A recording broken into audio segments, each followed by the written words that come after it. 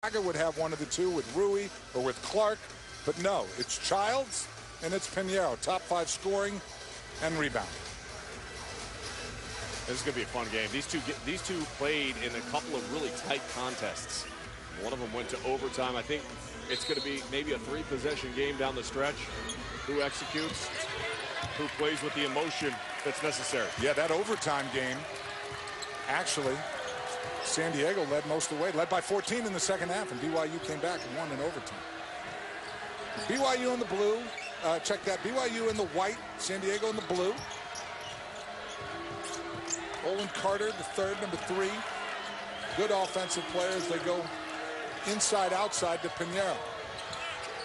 Nice pump fake, and San Diego on the board first. And what I love there is stopping and slowing down. A lot of people want to rush to finish. You slow down, you can see where the defense is. If you have a seam, you have a gap. So a lot of times the defense is running at you so fast, they just run right by you. That's what happened on that possession. Now Childs, who you mentioned. Nick Emery's first shot of the game. Off the mark.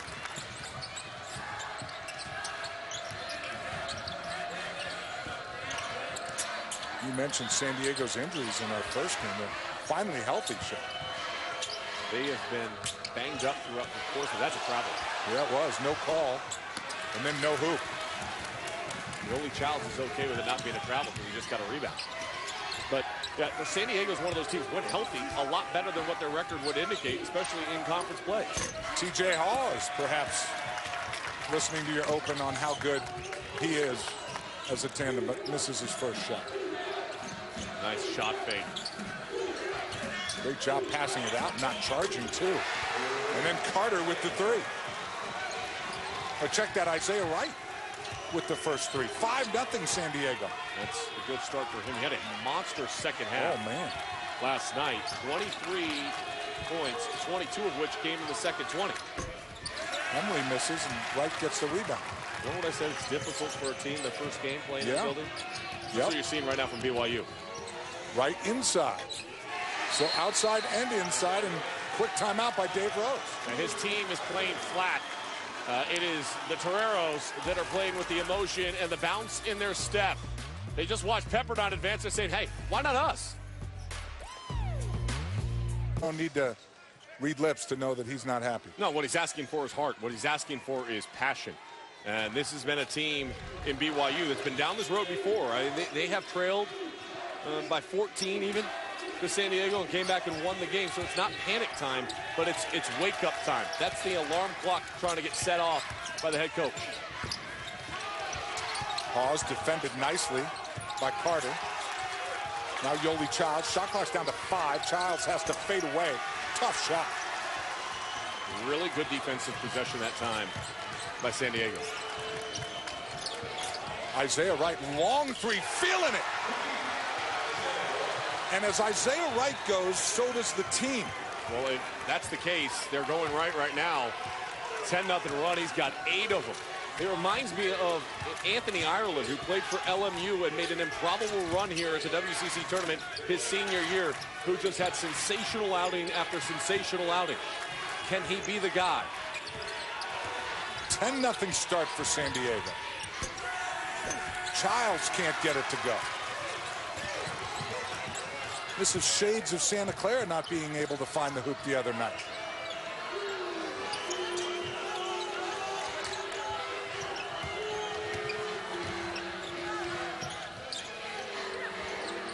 Wright even thought about that for a minute. Williams gives it right back to him. Wright is feeling it. That's a step-back 3. Oh, come on. And another one for Isaiah Wright. He has 11 of the first 13. Man, I love this game. Someone stop that man. He's a menace. Ball will not go down for the Cougars. I'd give the ball back to Isaiah Wright on this possession. I'd get the ball in his hands, pass it, thank you. Okay, go ahead, play. They listen. Simplify the offense. Give it to number 22. That's a foul. 2 hands on the ball handler. Yeah. What Carter got Cannon in the lead. Oh, a very difficult start for BYU. Now, they're explosive offensively, so don't let the scoreboard fool you. But Isaiah Wright has put on a show so far of 22 in blue. And we've got to make his life a little bit more difficult than we have so far tonight. And I want you to go back. Last night in this building, San Diego held Santa Clara without a made field goal for the first 8 minutes and 28 seconds to start that game, and built themselves a nice little lead, and they were able to kind of coast it in for a soft landing. Right now, you're looking at almost 5 minutes without even a single point given up, let alone a single made shot. Yeah, in that game, Sean, you mentioned they gave up 16 points in the first half. No hoop there. 16 in the first half, a season low. The 45 they gave up, a season low. It depends on, listen, it's very simple. How locked in do you want to be? How much do you want to compete at the defensive end of the floor? And that's the biggest sign of a buy-in factor to your coach and to the commitment of wanting to be a team that advanced this time of year. Defense, the games get a little bit slower usually this time of year because you tighten up a little bit at the defensive end. You make things a little bit more difficult. This is the third time these teams have met. They know what the strengths and weaknesses are of their opponent. Childs took the body blow, but then turned it over.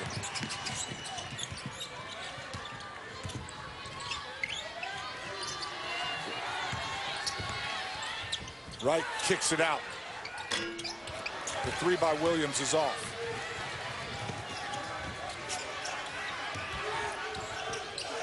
And Baxter throws it out, and Childs tries to save it over and back. Backcourt violation.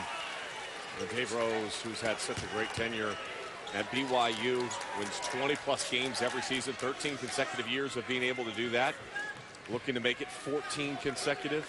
Yeah, they only have 19 wins, though, and he said he felt the pressure of that, Sean, to get to 20th. But he loves this team. Yeah. And he said the one thing, he says, this team has fought. This team continues to try to compete. And he goes, this has been a really fun group to coach. Sometimes you're a victim of your own expectations that you've been able to build up over the years. And true. That's what Dave Rose has done. Pinheiro's three took a high bounce and didn't. You know the other thing BYU's had this year that Coach Rose has never had? Two, not one, two, three-game losing streaks. Never had that in his career. And he fought through it, and he said a lot of it was thanks to their captains, Hawes and Worthington. But that speaks to the depth of the WCC.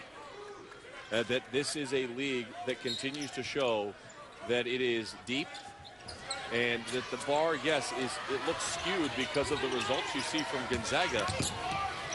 When you watch the way Pepperdine plays, you're watching the way a healthy USD is playing, and finally a made field goal, 5 minutes and almost 36 seconds into the game, they finally get their first points on the board. 13-2. Appropriately, Childs the first one to do it.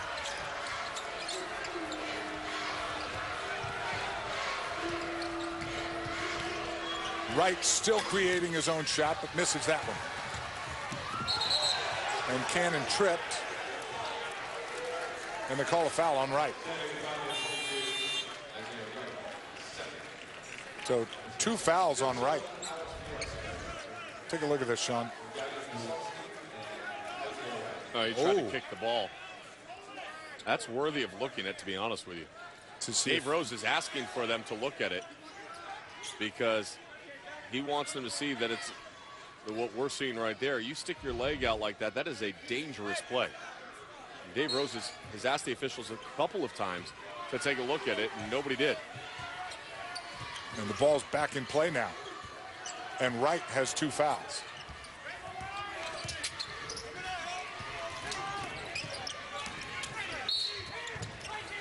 And Hawes is fouled off the dribble.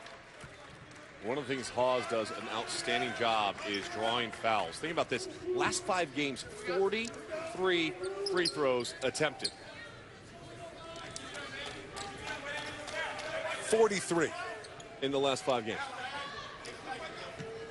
I mean, he does a great job of initiating the contact.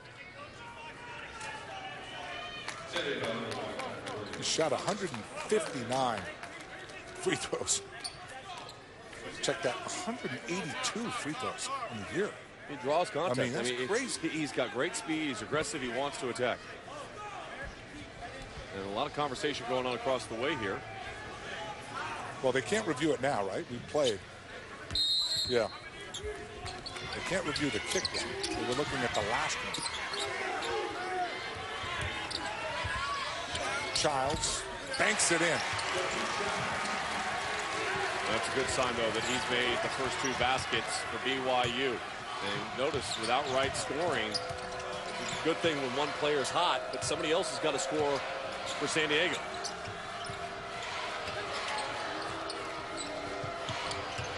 Carter's probably the guy you look to.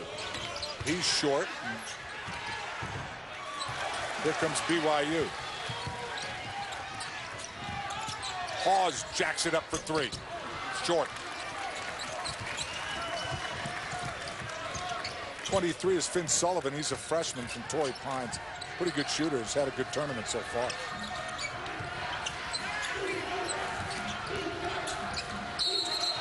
Pinheiro gathered his feet and traveled.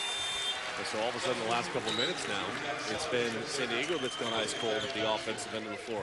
BYU, they've sustained some stops. Now you've got to start finding a rhythm offensively. And everything has been tough against San Diego, who has communicated well, showed well on screens, and been able to recover early in this contest. That might have been a double dribble. No call. Celius, good shooter into the game. And Hawes draws another foul. Yeah. This one on Olin Carter. He moves so well without the ball. So it's not only is he explosive and able to lean and get into your body and initiate that contact that draws the attention of the officials. That time he utilized the pressure release of back cutting and got the foul call.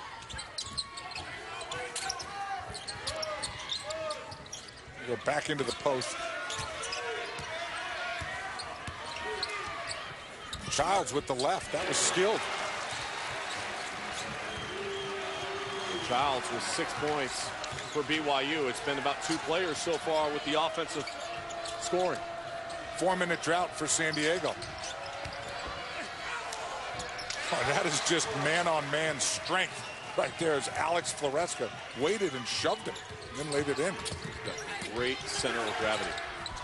Oh, that flip in. Cannon tipped his own shot in. Yeah, this is more like what BYU fans are accustomed to seeing. The offense starting to be a little bit more free-flowing. The pace of this game starting to settle in.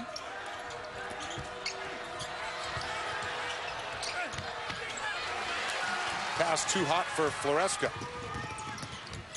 Hawes. Nice move, but couldn't finish it.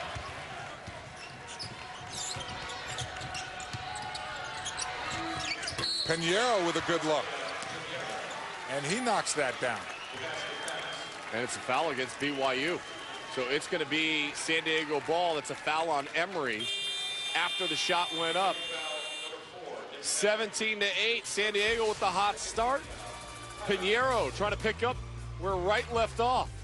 The Toreros is a 3,000 career-plus point scorer in college basketball. Unbelievable career for him at South Dakota State. You know what he says? This is what I found interesting. I had an interview with him on radio not too long ago, and I said, okay, so what hypes you before games? You know what he told me? What did he say? The fray. Really? Like How to Save a Life, Grey's Anatomy. The fray. When I think of the fray, I don't think about getting hyped. But it's worked for him. I mean, 3,000 career points. Maybe more of us should listen to the fray. So the stats don't lie. Nice block. Masalski came over into the game now and swats it. He's in for Floresca.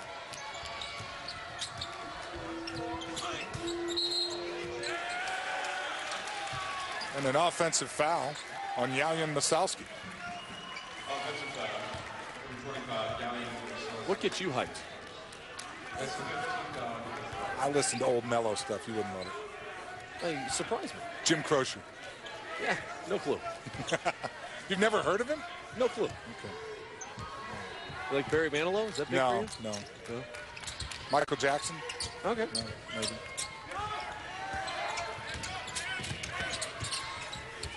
Bachman Turner overdrive.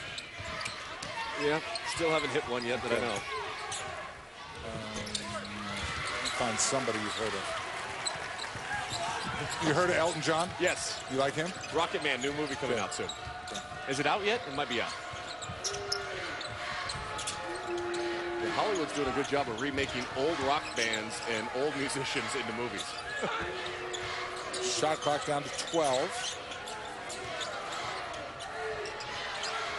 Pinheiro's got to do something. The long two is short, but foul. The referee called that from way underneath, came running out, and Pinheiro go to the line, shoot two.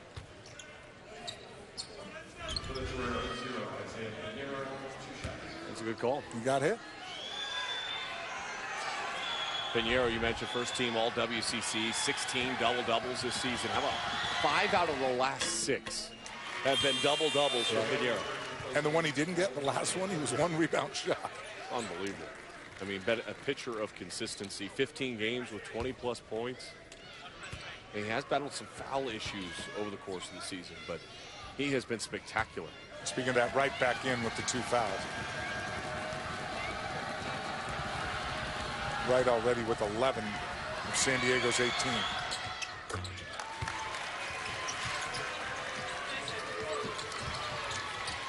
So we mentioned BYU had won the last 3 in this series. They lead the overall series. They won 2 times in this regular season. They won last year in the quarterfinals. Oh, look out!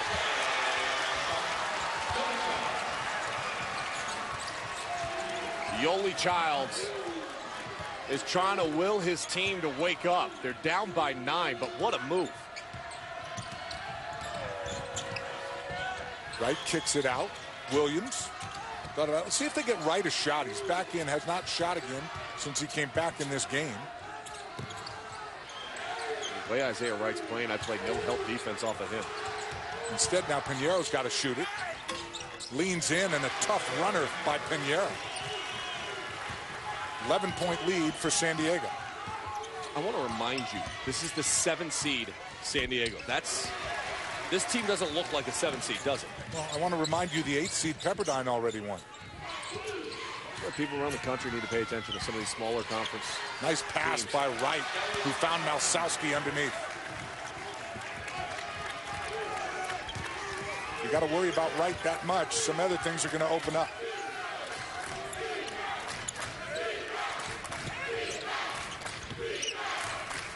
Go back into Childs.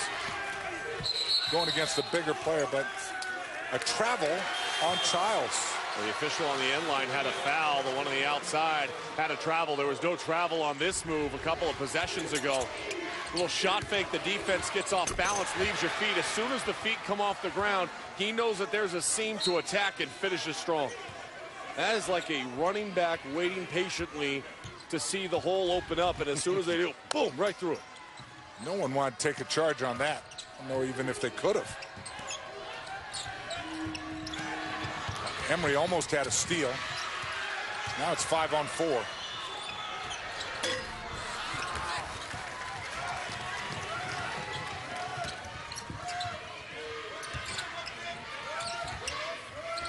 .44 is the freshman, Connor Harding from Pocatello. It's a good shooter for Dave Rose. Childs from way deep. Great job right now by San Diego, really limiting BYU to 1 shot attempt and then clearing their glass.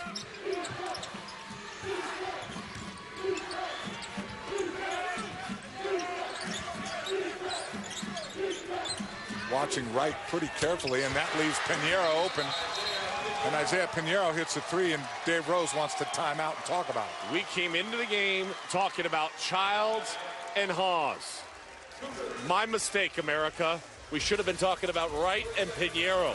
They have been sensational for UCLA to play in the Pac-12 women's title game tomorrow night. Kelly Graves, former coach at Gonzaga University, has got the Ducks flying high with aspirations of making a run to the Final Four. They'll figure out who they play, whether it's the 11 seed Washington Huskies or the 3 seed, the Stanford Cardinals.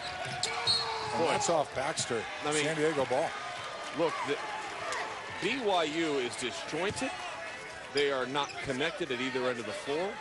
And you come out of a timeout and you throw a pass that literally is rifled from 6 feet away off the back shoulder of your offensive player as they're running towards the back. you got to have awareness. And BYU has not found itself so far. And Baxter, after the turnover, then grabs Pinheiro, called for a foul.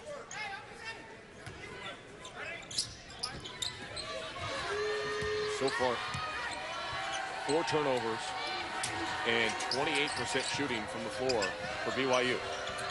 Those are not BYU-like numbers. Nice backdoor cut. Baxter blocked it. It's what he does, but he's called for the foul.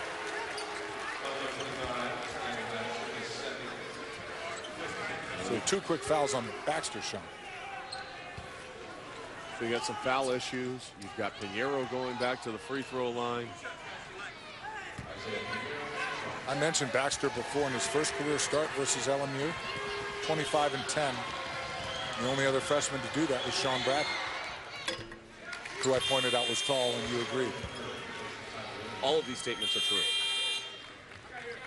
I want to say this right now. You're at a 17-point deficit. So if you're Dave Rose, what are you talking about to your team? What is your goal? All right, you've got 7 minutes and 11 seconds left to go in the first half. You've just got to get to the locker room and reset this thing.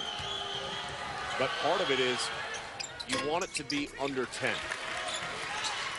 All right, so you've got to stop the run. It's a 10-0 run right now. Or correction, 9-0 run. 9-0 run. For USD. Childs has 8 of your 10 if you're BYU. Cannon with that tip, the only other hoop. And Floresca grabbed Childs. Part of the way for them to manufacture points down the stretch of this first half is going to be aggressively driving. You see 6 fouls on the lower left-hand side underneath San Diego. 1 more, and you're going to the free throw line. This is where you need number 30 to get his hands on the ball and aggressively be strong with it and try to finish. Pinheiro, nice block on Celius, who was open on the inbound.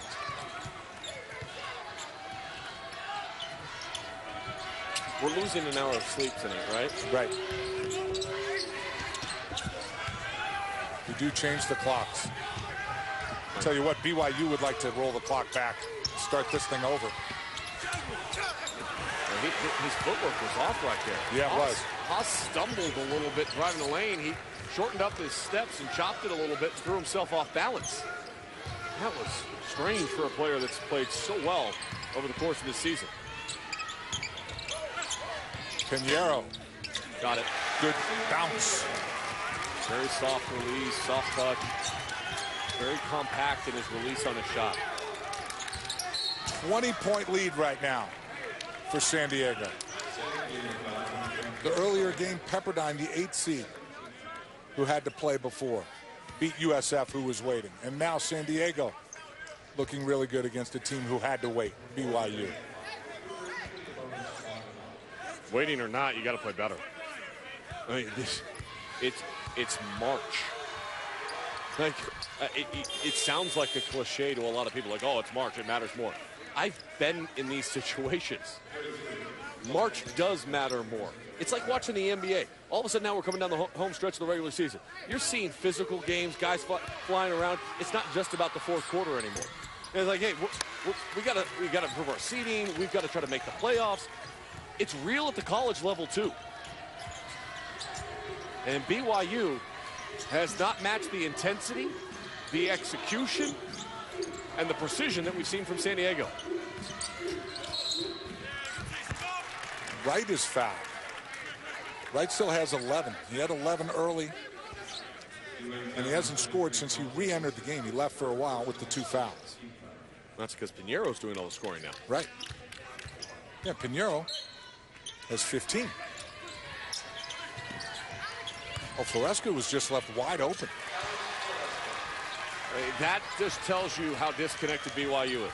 If you can't guard an out-of-bounds play where there's no communication defensively and you allow the ball to be passed in a straight line right into the middle of the paint and the player is so wide open they actually pause because they can't believe they're that open, that's a problem. Emery, nice job. Going right at Pinheiro, the much taller player, waiting and shooting over.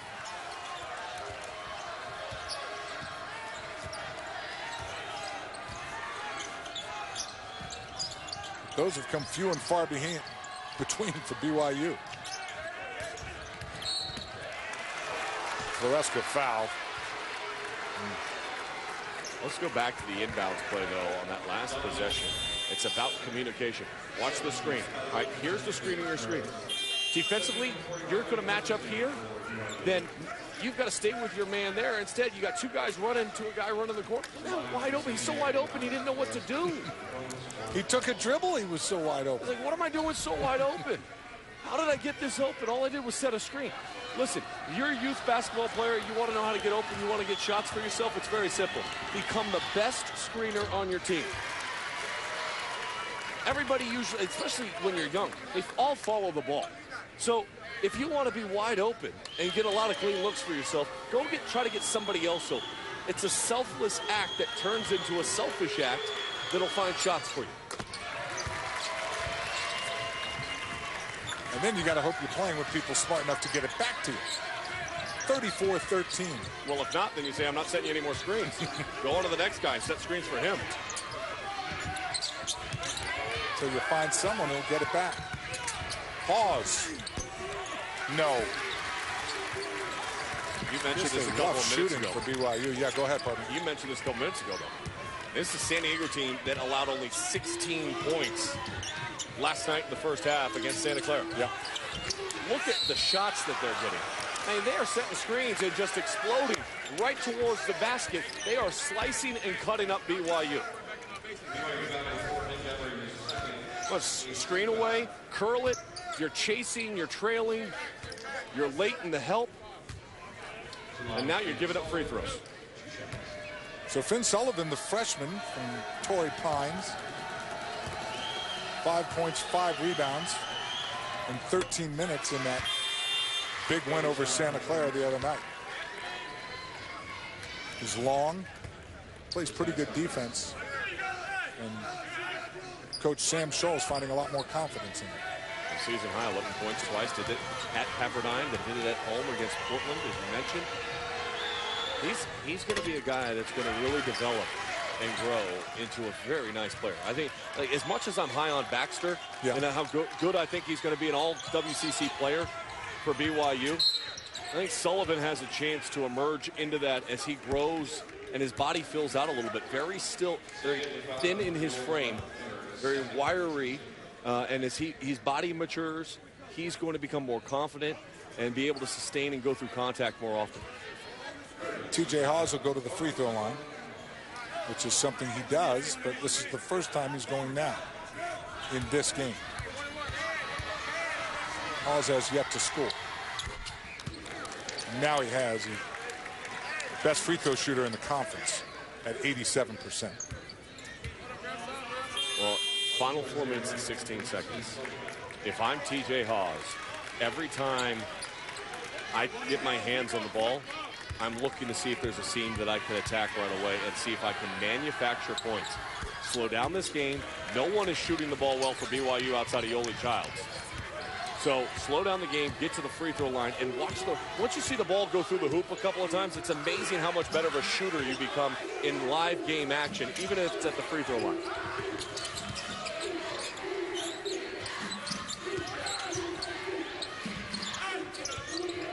Williams left alone after he took 2 dribbles, and where's the defense, Sean? They actually stepped away from the person with the ball. That is something that is taught at a very young age. Don't ever leave the guy with the ball. Pinheiro kicks it out. Wright has been hot. Still no hoops since he came back from the 11-point start. They're up 23. And Haas did just what you said. He drew the foul. He's going to go to the free throw line, and he continues to do that. But early on, it has been all San Diego, the 7th seed, taking on the sleeping giant that's BYU, that's a little rusty right now, 38-15.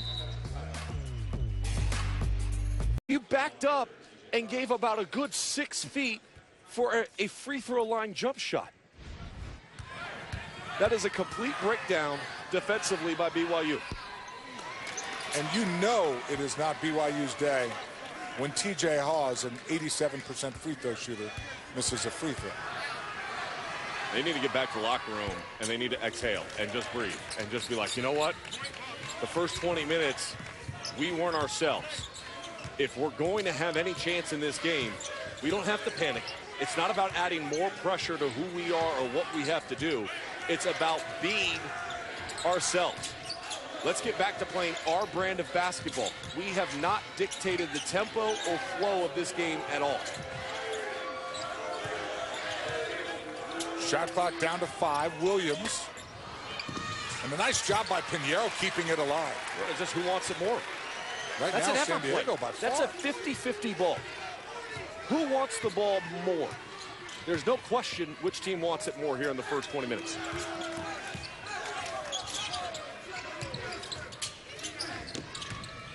Pinheiro, tough shot, but blocked by Worthington. Great defense. And a good back tap by Williams. Yeah. Take away an opportunity, maybe score out in transition. They force them to have to play against your half-court defense. But Worthington, a nice job defensively, coming off of his man, going straight up and blocking the shot. Good timing, good reach.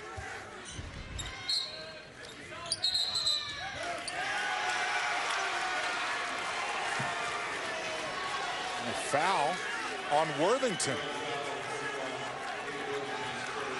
Dave Rose is upset. Look at this play being called. Extended his elbow. Yeah. I mean, now. Pushed him. Let me ask you this. Is there times that's not called? Of course. Yeah, there are. When you're down by 22 in the first half, do you want that called? No. No. So you understand why Dave Rose is upset. I do. Sullivan misses. Foresca, you're right, Sean. San Diego is just out-hustling them by far. Pinheiro, no. And the foul underneath. This one against San Diego. But even the first offensive rebound, I mean, there is nobody in the paint for BYU. That shot goes up right now. If you're BYU, it's not about leaking out. It's not about trying to run and score in transition right now. It's about let's secure the ball. Let's not allow our opponent to gather and have an opportunity to score again.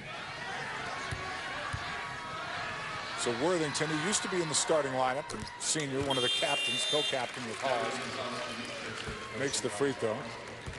Foresca sits, Masalski back in.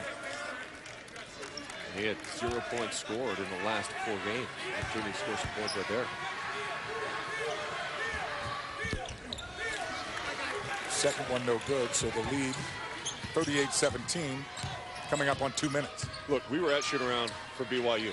Yeah. I liked what I saw at shoot-around. Yeah. I thought that Dave Rose and his staff did an incredible job going through the scouting report, making the points of emphasis, telling them how they need to be connected at the defensive end of the floor. The carryover from that to what we've seen, though, in the first half, and there's going to be a foul on BYU. On Worthington again. That time trying to box out. He went forearm right into the chest. That's an easy call. So back-to-back foul calls, pushing off on Worthington. I mean, he just runs straight across the lane, and that's not a normal box out. I mean, it looked like he just got lost, Sean, and sort of moved his body awkwardly. Here's where I give him credit. He was trying to find a man to box out. Right. So, look, I can deal with effort and those kind of mistakes because you're playing hard. You may not be playing in control in that instance, but I love the fact that he was playing hard and trying to be physical and showing some toughness, some grit to him. Right. That one was not a push-off. That was just an awkward play. And Worthington's going to go to the free throw line. He's getting under the skin a little bit right now of San Diego. And if they call that on right, that's his third. And they did. That is an important foul call. And to be honest with you, with a 22-point lead and 2 personal fouls, surprised Wright is on the floor to even be in the situation to pick up his 3rd personal. Sam Scholl is upset because the last thing he wanted was Wright, and started off this game with 11 points, and now he's going to sit down. And Joey Calcaterra will come in.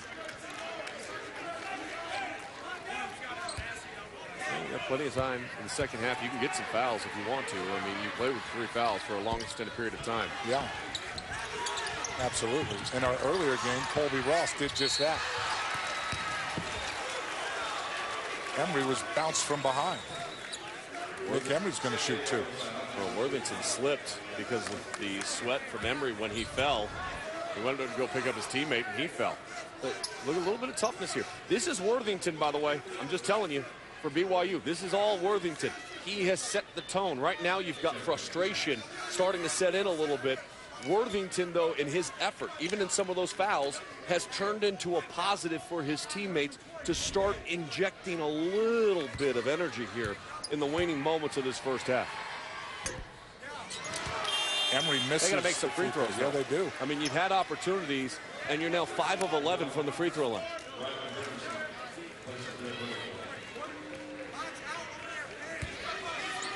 Worthington's out. Ryan Bergerson in. Misses both. 5 of 12, Sean. And timeout San Diego. So they're going to have to play without Isaiah Wright for these final 133. We'll be back. Seed BYU 39-17. 133 left in half. Dave Feldman, Sean Farnham, and San Diego defense allowed 47 points, 45 in the second round versus Santa Clara, 47 versus Portland. The defense has been stifling. This half has been completely dominated by the team in blue. I mean, they have cut, they have spaced the floor, they have taken care of the basketball, they have got a high-quality shot. There's another one. By a freshman, Finn Sullivan.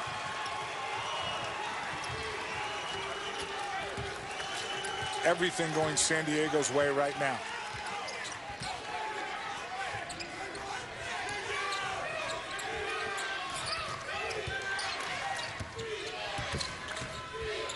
Bergerson trying to get some offense going.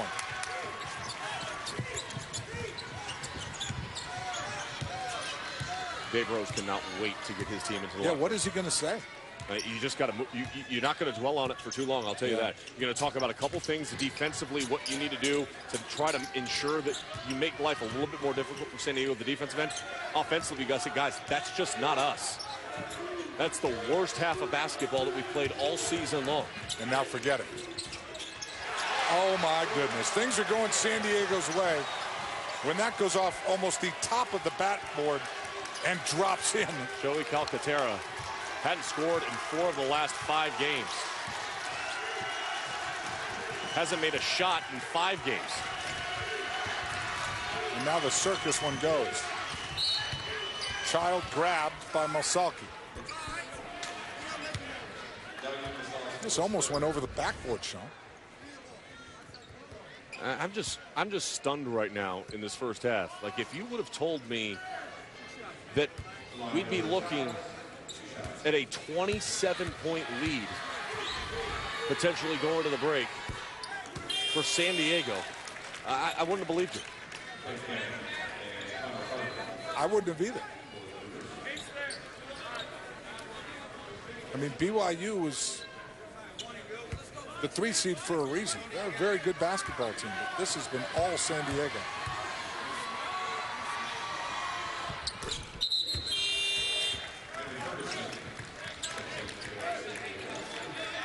And Andrew Ferguson will play these last 4.6 seconds and he'll get Mosalki out. One of the big keys for BYU's success in the 2 meetings that they had this year was forcing turnovers and scoring off those turnovers. Unable to do that in the first half. Sullivan at the buzzer. Count it. I mean, does that just sum up the first half? All you've got to do is not allow the ball handler to have a straight line drive to the rim. There's no time for anything else. You allow the catch, the turn, and a straight line drive. Unbelievable. Pinheiro, by the way, the 15 points in the first half. His season high in the first half this season, 17. That was Ole Miss on November 28th, that game at Ole Miss. We're underway in the second half. These first 5 minutes here are going to tell me a lot about the heart of BYU. And that's a good start for the Cougars. But how much commitment do you have to try to pull off something that maybe nobody believes you can accomplish, except for the people that were in that locker room at halftime? Remember, Isaiah Wright picked up his 3rd foul near the end of that first half. Didn't play the last 3 minutes. That's an offensive foul on Pinheiro. So you get a layup at one end, you get a charge at the other end, and it might, I don't want to celebrate too early with the fact that it might seem like BYU's coming out of the locker room with some fight here. So far, it's a small sample size, but Dave Rose likes. Already, those are the two most positive plays that we've seen in the entire game by BYU. Hawes driving unabated to the hoop, and then the foul. Hawes, nice lead for Childs. There is a new energy, Sean.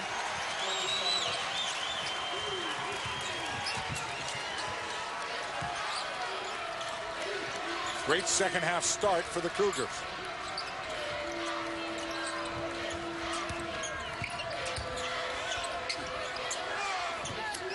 Foresca throws it to the bench. Problem is, not to anyone on the court. Meanwhile, BYU, look at this action. It's Hawes and it's Childs. We talked about them off the top, how they've been able to dominate San Diego in the first half. Look, Childs had 10. Hawes, he really struggled. 0 for 6 from the floor. Finally gets his first made field goal here to start the second half. And all of a sudden now there's starting to become a little bit of buzz in the arena. BYU's starting to believe a little bit. Hawes for 3. That would have really been a good start for BYU.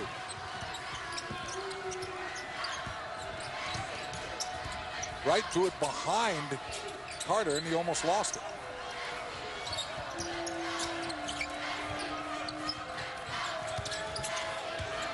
Much better defensively so San far. Diego seems out of sorts. And BYU's actually defending. Maybe that's it. Pinheiro fades away. Look, you stay in front of them, you're communicating, you're fighting through some of the screen action. Emery too much.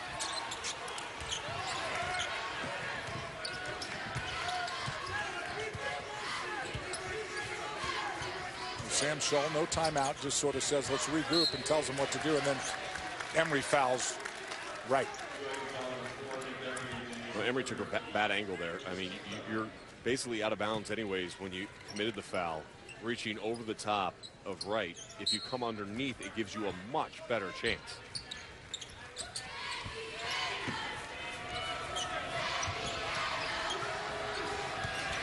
Pinheiro. Tyler Williams left alone, and a 3 for San Diego to start the second half. That's just really good offense by Pinheiro. Yoli Childs called for the offensive foul.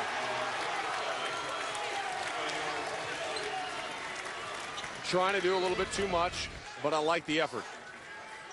Clearly a good call. You dip your shoulder into the chest of the defensive player. That's an easy one to call. But I like the more aggressive nature we're seeing from BYU. 2 fouls on Childs. Boy, Foresca's begging for the ball in the post. Now he's got it.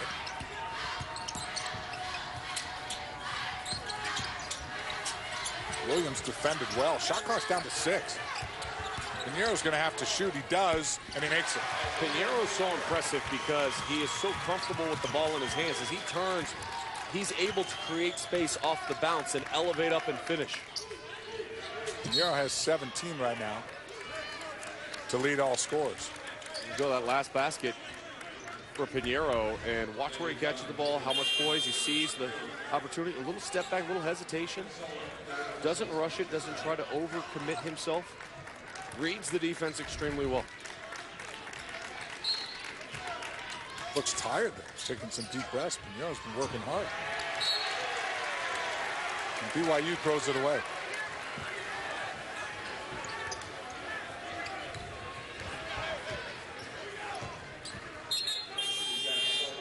By the way, Olin Carter picked up his 4th foul on that last exchange, so he's sitting down. Emery's down. We'll take a break. But Carter out with the 4 fouls. This margin keeps this large. I might take a break in the second half and just let you call it solo for a minute. I don't think we're going to let you do that. Well, probably not. I'll ask my producer. Hawes ducks inside.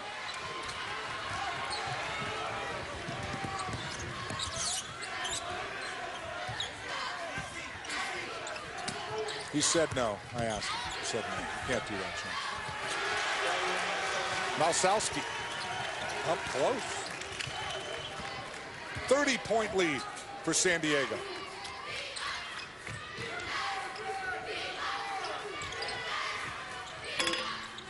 Celius is off. Maybe get the ball back into Hawes' hand, like you said, at the end of the first half, and let him try to keep creating. Nice hustle by Pinheiro. Baxter wanted the lob. Yeah, they didn't see him. Now Childs. Nice rebound by Finn Sullivan. You mentioned his length before. Good job grabbing that board.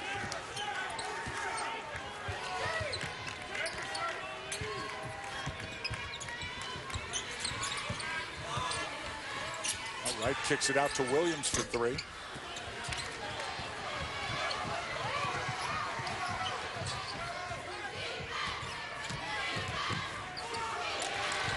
Off the turnover, up ahead, Sullivan. He's got Pinheiro. Leaves it for him, and a goaltend. That'll count for Pinheiro. So that's a goaltend, and all San Diego right now up by 32 points. Sam Scholl says, keep up the intensity, men. That's I like what we're doing. That's what he's saying. Ja Morant and Murray State punched their ticket. Let's start with Texas Tech. Yep. Because you think that's a big deal. Well, it's a huge deal. Chris Beard and what he was able to accomplish in such a short period of time. This is a team that was preseason predicted to finish 6th inside the Big 12. They lost Keenan Evans last year. They would have won the Big 12 a year ago had Keenan Evans not got hurt. And he's done a tremendous job. We're in Las Vegas. People forget he was hired as the head coach of the Running Rebels for 19 days before he left to go to Texas Tech, and clearly showing his ability to coach. And Jarrett Culver, one of the most underrated players in college basketball that we don't talk enough about, had 31 today, career high, in that clinching win at Iowa State. Pinheiro now with 21 to lead all scores. And speaking of explosive scores, you're also pretty thrilled about Ja Morant. Yeah, one of the best players in the country, and if it wasn't about Zion Williamson, it very easily could be the season of Ja Morant. Good dunk, a good finish by Childs, but leads the nation in assists per game at over 10.5 per contest. 24-plus points per game, can jump over you. And literally, if you haven't watched him, you need to take a look at him in the NCAA tournament. He's spectacular. He can shoulder the load and carry a team to an upset victory in the first round.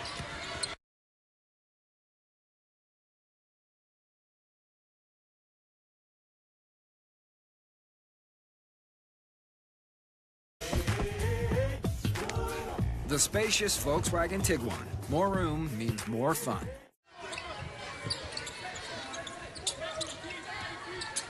All right, we're back, everybody. Sorry, we have technical difficulties here at this quarterfinal and champ week here. All San Diego. If you missed any of it, you missed San Diego rolling right now over BYU. And Sean, I mentioned St. Mary's, who I know you've done a couple of their games. And yep. They will play the winner of this game. If it's going to be San Diego, St. Mary's beat them pretty convincingly twice. Is this not a good matchup for San Diego? I think it has more to do with the fact that San Diego was banged up and injured throughout the course of the season and wasn't playing with the same chemistry that they're playing with right now. And I think you got a foul on Yoli Childs. Might have a technical. The one thing you don't want to see is frustration at this moment. And I think we do have a technical foul. Composure is going to be important. It is a frustrating night, to say the least, for BYU. So technical on Yoli. I didn't get to see what he did. There's no question there's a lot of frustration by every BYU player right now. Couple things to watch down the stretch here. Right now, BYU is shooting 24.3% from the field. The lowest in a WCC tournament game in the history of the tournament is 25.7%. That was LMU versus St. Mary's back in 1997.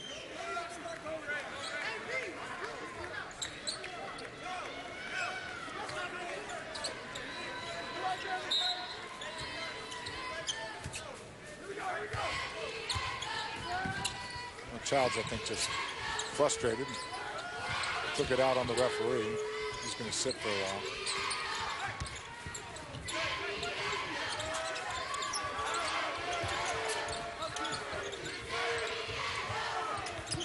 being defended well there, but they left Sullivan open underneath. So if this holds the way this is, Sean Farnham, we will have St. Mary's taking on San Diego and Gonzaga taking on Pepperdine. You were impressed with Pepperdine earlier tonight.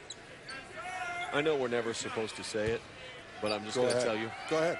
Take the if out of this. All right, so it's over. This one is done. So? Okay, I mean, it's going to be a matchup between St. Mary's and San Diego. And you mentioned the Toreros struggled in the 2 meetings that they had against the Gales in the regular season. But from what we saw tonight, remember, BYU beat San Diego twice in the regular season, and we are 1 point away from a 40-point deficit. There it is. So the previous matchup doesn't mean much, especially with the injuries. No, I mean, the injuries and then the chemistry and how you're playing right now. You got an offensive foul, and the ball's going in the opposite direction. I mean, there's nothing you can say about BYU and this game tonight. It is one of those nights where you no-showed from the start, and you trailed by 13, and your opponent played with incredible heart, incredible effort, and incredible emotion. And they took the game, they seized the game away from you, and before you answer. Get up the other morning with Greeny talking about they were your #1 team in the country and the team you thought has the best chance to win it all. If you're like in a confidence like pool, you know, like you're saying, hey, who are you most confident can win the national championship? I think the team with the least amount of holes of anybody in the NCAA is Gonzaga. The Bulldogs have been sensational from start to finish this year. They have not been 100%. They've played a majority of the year without Killian Tilly. The hope is that we'll see Killian Tilly at some point in time here in Las Vegas. And if that's the case, all it does is make them that much more dangerous. So you don't need a lot from them, but you can get like 12 minutes from him and efficient minutes. I mean, that makes the team even better, which has the nation's best front court. I saw them beat Duke. They weren't even full strength when they beat Duke. San Diego's full strength. They're rolling. Call it. The game gets slower and your shots aren't falling. Can you score in the paint? They're the best in the country there. And then you have an experienced coach like Mark Few, who has the highest active winning percentage of any coach in college basketball. And evidently can do a handstand when being doused with victory, whatever that was. Well, that was 2017 at the Final Four, going on to play for the national championship. Take a look at the net rankings. Gonzaga is #1 in the country in any rankings. I mean, just look around and you can see why this team is so elite. And Virginia's been as consistent as can be, and they are much better at the offensive end of the floor than most of the country wants to give them credit for.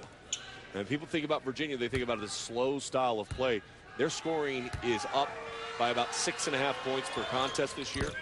Ty Jerome is one of the best guards in the country. DeAndre Hunter is going to be a lottery pick, probably a late lottery pick or early teens. He can create his own shot. Virginia has a legitimate chance. You know, the funny thing about Tony Bennett is we're all saying the same thing right now. You know, to go around public circles. I don't say this, but he'll say, oh, no, you know, they don't excel in the NCAA tournament. Right. Who do we say that about a couple of years ago? Jay Wright. What's the narrative now on Jay Wright? He excels in the NCAA tournament. Right, because he finally got there. You know, I mean, for a long time, people said, oh, well, Mark Few, he's done a nice job at Gonzaga, but, you know, they never make it to the Final Four. You know, oh, now they played for a national championship. Now the expectation level continues to grow. And the thought process is you're going to have a chance to, when you get recruited, to play for a national championship. They have a chance this year to go to Minnesota. Speaking of getting a chance to play, Sean, St. Mary's probably not going to get a chance in the postseason, and you don't think that's right. Well, they could play in the NIT. I say the NCAA. Well, and part of the reason why is you look at Joe Lunardi's next four outs that he has up online, and he does a great job. And, you know, I understand Joe, you know, usually gets it right. But the net rankings matter, and it's the NCAA's barometer, and that's what they want to do. That's fine. Joe Lunardi's net, I mean, the net rankings according to the NCAA has St. Mary's 3 spots ahead of Clemson, who he has in the field. They are 11 spots ahead of Ohio State, who he has in the field. TCU, they're 15 spots ahead of in the net rankings. And yet St. Mary's is on the next 4 out. And I'm not making up the numbers. I'm just looking at, and this is supposed to, the net rankings is supposed to be the NCAA's way of leveling the playing field, right? Right. So if you go by that, you would look at this right now and all the teams that are going to get into the NCAA tournament. St. Mary's at 38 would be the highest ranked net ranking team to not make the field. But what hurts, like Murray State winning, hurts them, right? Because Murray State and Belmont are both going. Well, Joe Lenardi's now saying that Belmont isn't going to go. And if you look at the net rankings, Belmont's actually below St. Mary's. And Joe's saying Belmont will or won't? He's saying now that they won't. That they're the first one out now after losing the game to Murray State today. And I think that's a shame. Because I personally would rather see a Belmont who excelled in conference play, had some nice wins, including at Pauley Pavilion in the non-conference, than watching a team that's 6-12 from a Power 5 conference team. Oh, yeah, but they got 2 nice wins. Well, that's fine. How they do in the rest of their games? Oh, they lost and look sad? No, I want the team. This is the year, with the bubble and the way you look at it, give love to the smaller conferences. I think the SoCon is worthy of 2 teams this year. Wofford is clearly an NCAA tournament team, whether they win the conference tournament on Monday night or not. But I think an argument can be made for Furman, who went into Loyola Chicago and won, went into Villanova and won to start the season, was nationally ranked in the top 25 in the non-conference, and took a couple of losses in conference play because conference play is difficult. Right. Well, no matter how it shakes out, as always, there's going to be criticisms, and there's going to be people that felt they were not dealt with correctly. That happens every year, no matter what. There's never been a year where they go, well, I'm sure you said they got it all right. No, and they do a great job. Yeah. And 9 times out of 10, they do actually get it right. All right, and we spend more time, by the way, talking, it drives me crazy. We'll spend the next week, and I'll be victim of it, and I will do it too, so I'm guilty as charged. We'll be spending time about who should get in and who should not. That'd be like talking about the college football playoffs and talking about the teams that are ranked 11th and 12th going, well, I mean, they could maybe, find a way to get into the top 4. Right. No, talk to me about the best teams in the country. I like talking about the 1 and the 2 line. I want to see who the 4 seed is and who could potentially line up for a team like Virginia. Is there a chance we could see Duke and North Carolina in the same region as a 1-2? I don't see that happening. No, I don't. Because I think they'd switch Tennessee to avoid Tennessee seeing Kentucky again and avoid North Carolina playing Duke again in the Elite 8. But boy, would it be fun. Did you see all those games we're going to have on ESPN? I mean, look, I know, well, you're going to live it. I am here until Tuesday night, and I will red-eye it back to Bristol, and I will be on air Wednesday afternoon. Until March is over. Until March is over. But would you have it any other way? No. I am so excited. I left 2 suitcases in Connecticut. I brought a carry-on and a couple of suits in a bag to wear out here, and I left my 2 suitcases full of clothes back in Connecticut. I cannot wait to get back there. Champ Week is my favorite week of the year, and it all culminates, obviously, with the selection show on Sunday, and we'll have bracketology breaking it all down on ESPN.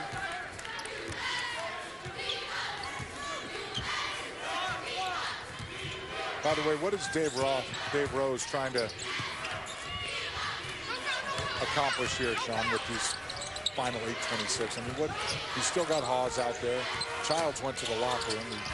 He's okay, we're not sure, but then he came back. Yeah. What are they trying to do besides just play hard? Is he looking for something, or he just wants him playing hard?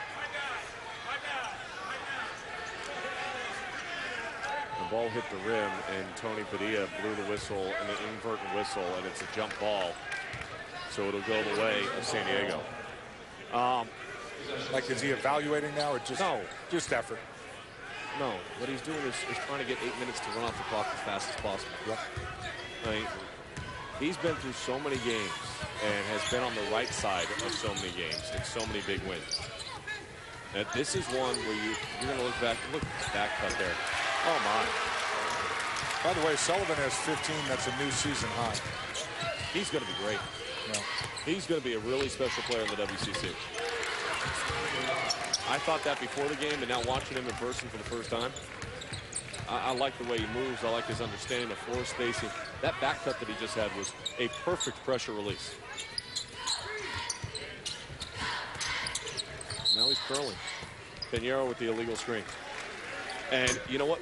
Pinheiro gets the foul called. But again, that's Sullivan. He needed to slow down a little bit. He was in such a hurry to get that curl cut that he didn't allow the screener to get set. Has been out, and it's no Oladipo and no problem for the Pacers. I mean, quietly in the Eastern Conference, nobody's talking about the Pacers. And Bogdanovich has been outstanding for them. They have a chance to maybe advance and upset one of those top 4 seeds in the opening round of the NBA playoffs. People forget how much they challenged LeBron James a season ago in that role. They took him to 7 games. LeBron James isn't going to be challenged in this postseason because he won't be there. Well, it'll be challenging for him watching it on television for the first time in a long time. For him and for Laker Nation.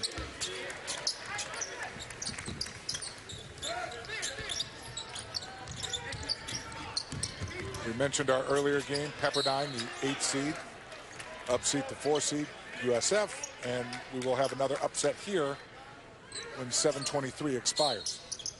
I'll go back to my freshman year at UCLA. A lot of people reacting and talking about the margin right here and how it's basically a 40-point game. I played in one of these, and I was on which side? I was on the BYU side. Yeah. I am part of the worst loss in UCLA basketball history. It pains me that that's there. Now, I didn't play a lot in the game. I was a freshman. Who beat you? Stanford. The Maples Massacre. They beat us by 48 points. That was Brevin Knight, yep. Arthur Lee, yep. Mark Madsen, Tim Young. Was Chris Weems on that team? Yes, he was. Yeah. And they were throwing 3-pointers in all over the floor, and it stung. Here's the biggest key for Coach Rose and for the players. Now, they're not going to have this opportunity right away. We were lucky. 48 hours later, we played Cal. And we beat Cal by 26. These things happen. They are not fun to be part of.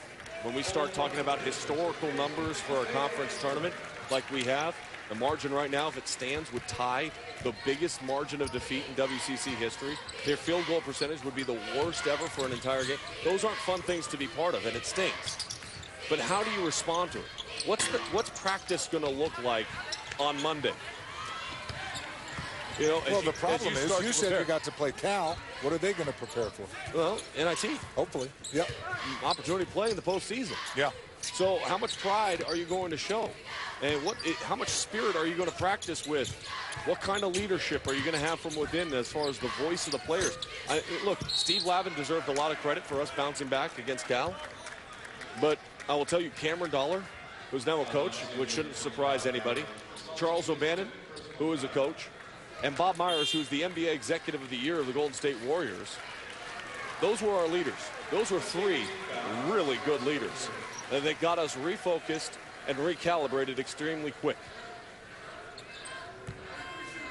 But being a part of it was terrible at the time. It still's terrible. Yeah. I mean, what do you mean still terrible? You still think about that game? Oh, yeah. Really? Oh, yeah. How often? When you're doing a game like this? Well, when I'm doing a game like this, it comes to my mind. But it also comes to my mind. Look, I want to say it was last year. Kentucky was just throttling UCLA. And they put up the graphic. It was 41 points with about 6 minutes left to go. And they said, hey, this could actually end up being the worst loss in program history. And I will self-admit, I was rooting for it. Because I wanted that one off my plate. It stings. And you were doing the game? No, I was sitting in the studio watching it. You were yelling, go, Kentucky? I was like, please, just get to 49. Just take it off. Just take it off my plate. And again, I didn't have a large role on that team. I didn't play a lot of minutes. We ended up rebounding, going all the way to the Elite 8. Sometimes there's losses that can propel you. Sometimes these moments of stain is a wake-up call to a need to be committed at a higher level at practice and attention to detail and effort. Well, we mentioned Coach Rose said he loved this team, but this team had been trying. They had 2 3-game losing streaks. And you know the other thing, they're not going to win 20 games. And Coach Rose has won 20 games for 13 consecutive seasons. Could get a so that streak's going to get up. That's true. But you could get a postseason. That's true. And that's why it's, again, how much pride do they have? And who they represent. They don't just represent the uniform. They don't just represent each other. They represent the entire university.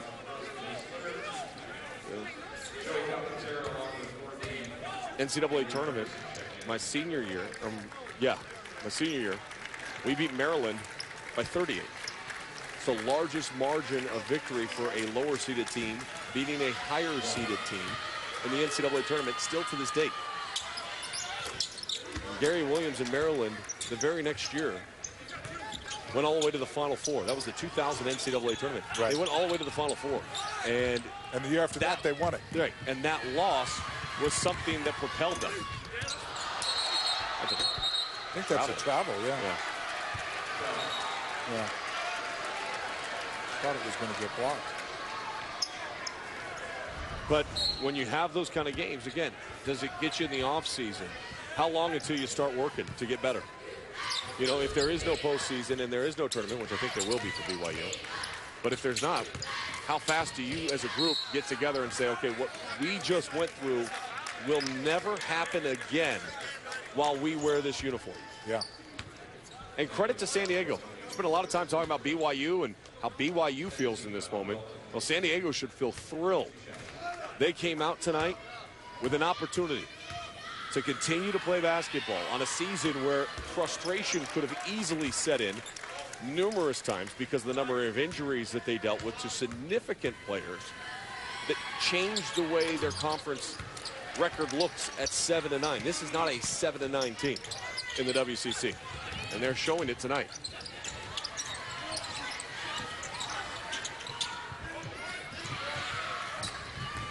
San Diego getting to play a lot of players that don't play much, and Sullivan keeps getting in. He's going to have 20 before this thing's over. He's got 17 now.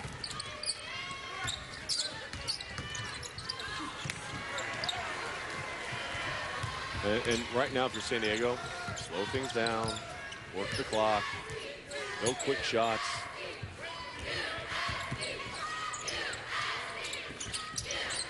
.5:15.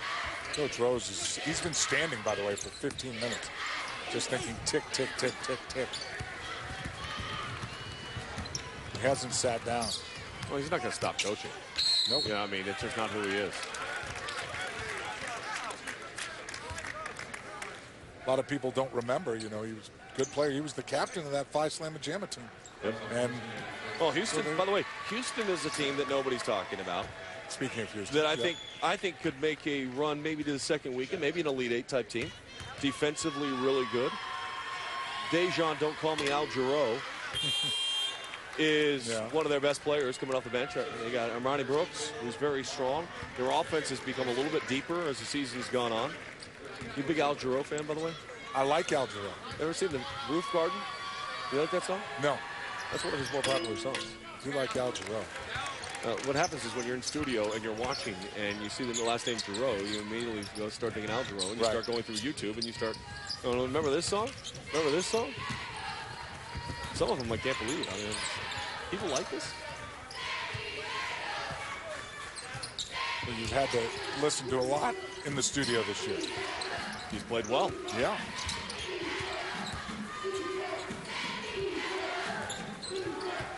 Sullivan's like the offensive leader of this team that's on the floor now. You gotta love the fact that I mentioned UCLA losing 109-61 to Stanford. Yeah. And I have some of my Stanford friends, are they mentioning? Not naming any names, could be an executive inside a conference, sending me the article from the LA Times. These are Stanford people or UCLA people? Yeah. Stanford people. Got it. They remember. I appreciate that. Jose Martinez is 6'10", good shooter, three-point shooter. Doesn't get to play a lot. He is now.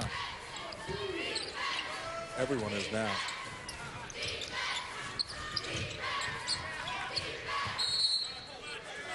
Now a foul on Finn Sullivan.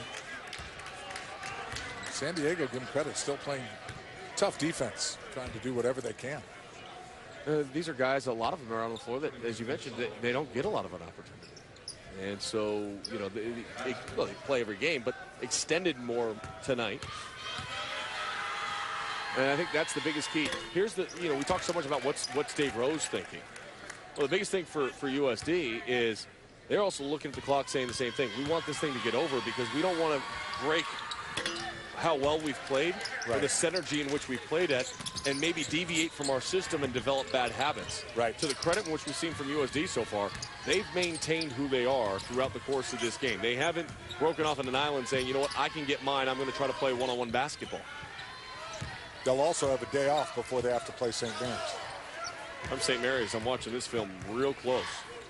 You know, the screen action and how they set their offense up. They give you a lot of different looks, and this is a team right now playing with a great deal of confidence, in particular at the defensive end of the floor. As much as we talk about the offense, go back to the game against Santa Clara, the defense there, and then the defense we've seen tonight. Yeah, it's been great defense and terrible offense for BYU. San Diego impressive. They're the 7th seed. They'll move on to the semifinals. 3:47 left, second half. Will play Pepperdine, the 8th seed. All that will take place on semifinal Monday.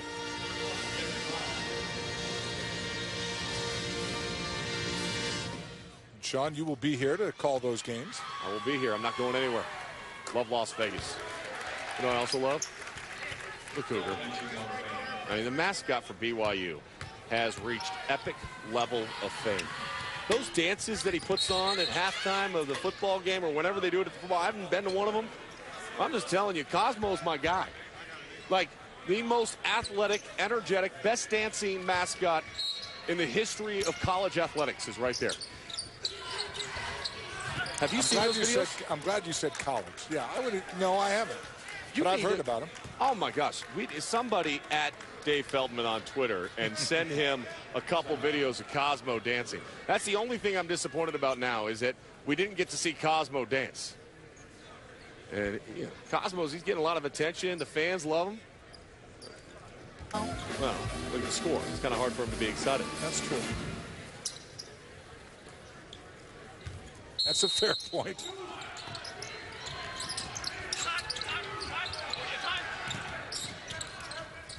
Someone should go down and tell him that we want to see a performance. It's Las Vegas. Put on a show. Right. And that we were just giving him lots of airtime and love.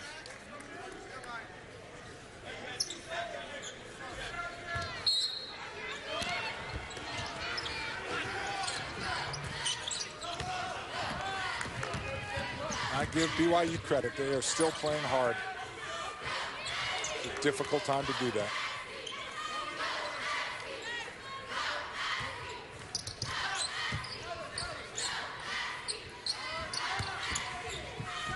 Williams got caught.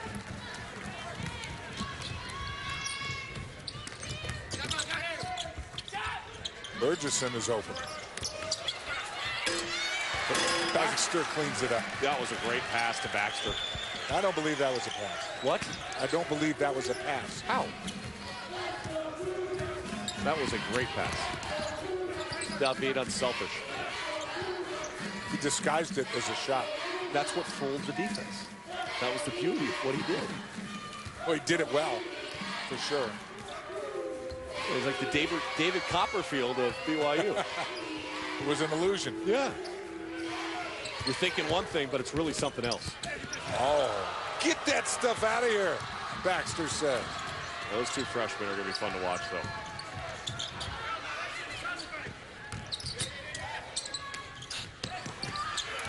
Nice pass to Harding.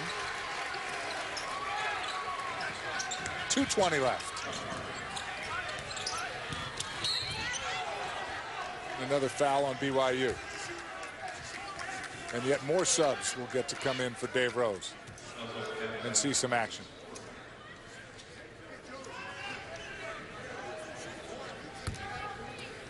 And guys who never get to play during the regular season are going to get some valuable minutes for both. This guy does get to play a lot. Tyler Williams will go to the free throw line.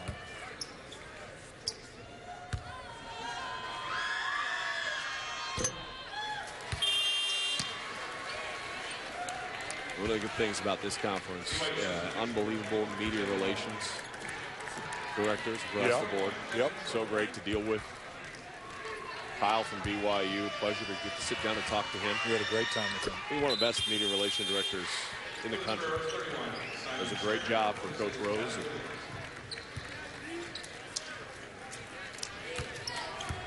Always gracious for the time.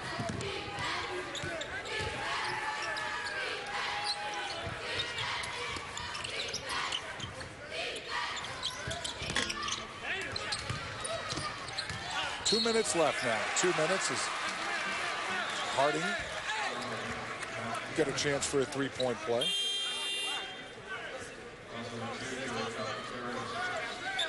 The lead 28.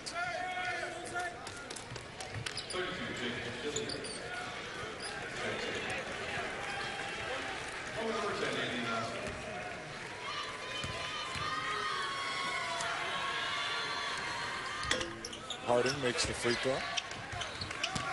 BYU still pressing full court.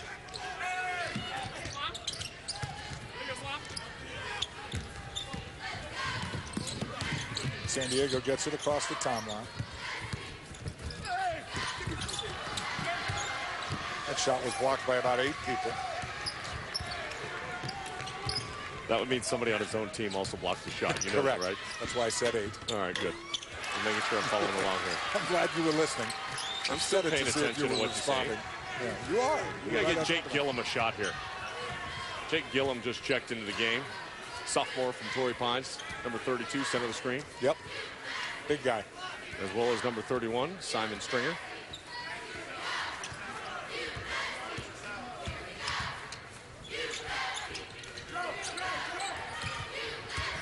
The dribble handoff. Pretty good looking stroke there. Calcaterra. Oh, nice move by Harding. Yeah, you see that little ball handling wraparound? I did. Pretty good. Calcaterra, by the way, you say that's nice little stroke. Averaged 30 a game in high school. I know. The guy with the ball in his hands right now averaged 30 a game in high school. I know that. Hey, some really good young players. He's from Northern California, your neck of the woods. He's from Nevada, Marin Catholic. Perennial powerhouse. That was Moss with the entry pass there. Devin Moss. Grad transfer from Rockland. I love that Sam Shorey's still yelling too. Crowd wants this guy to shoot. Instead, the ball just was lost. Very impressive start to finish tonight. San Diego did exactly what they had to do. They came out. They stole the attention of the game from jump. They were up 13-0, and they never looked back. Impressive performance tonight by the Toreros. They will pick up their 21st victory of the season. BYU will stay at 19, but maybe there'll be an NIT bid. Now for them, they're going to go back, and the question for everyone in that locker room is going to be very simple. How much does this sting? How much does this hurt? And how committed are you to make sure that this never happens again? And for San Diego, outstanding performance. You get to stay in Vegas, and you got a matchup with the Gales of St. Mary's on Monday night. So here's the updated bracket. Earlier tonight, Pepperdine beat San Francisco, and now San Diego beat St. Mary's. Both teams that played their first game today, both teams came up short.